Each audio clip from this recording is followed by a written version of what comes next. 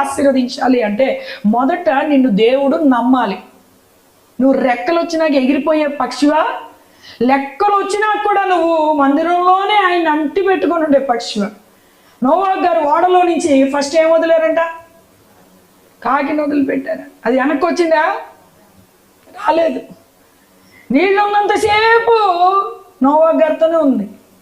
నీళ్ళు అసలు బయట పరిస్థితి ఎలా ఉందో చూసిరా పోని. కాకిని వదిలి కాకి మందిరానికి వచ్చిన కొంతమంది కాకి బుద్ధులు పోవు. కాకి బుద్ధి ఏం చేస్తుంది చెప్పండి? శ్రేష్టమైన తింటదా?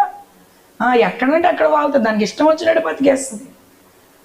కానీ పావురాన్ని విడిచిపెట్టినప్పుడు అంట దానికి అరికాలు మోపే స్థలము లేక వెనక్కి వచ్చిందంట. ఇప్పుడు కాకి కాలు ఎంత ఉంటుంది, పావురం కాలు ఎంత ఉంటుందండి? ఎంత ఉంటుంది? కాకి కాలు 6 అడుగులు ఉంటుంది, పావురం కాలు 1 అడిగే ఉంటుందా? 2 సమానం ఇంతింతే ఉంటాయి. ఇంకా చెప్పాలంటే పావురం కాలే చిన్నగా ఉంటుంది.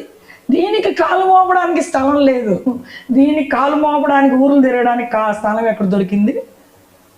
ఈ 2 ఎక్కడికి? నోవాహు గారు ఓడలోయే, ఈ 2 మందిరంలోయే.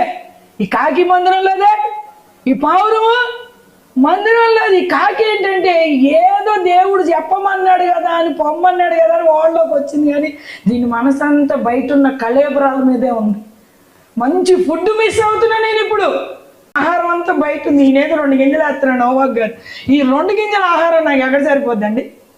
బయటికి పోతే ఎక్కడ పడితే అక్కడ వాళ్ళు ఏది పడితే అది తినొచ్చు. మందిరానికి వచ్చినప్పుడు ఈ మాటలు కొంతమందికి రుచిగా అనిపించవు, ఈ గింజలు నచ్చవు, ఈ వాక్యం నచ్చదు. ఇంత క్రమంగా ఏంటండి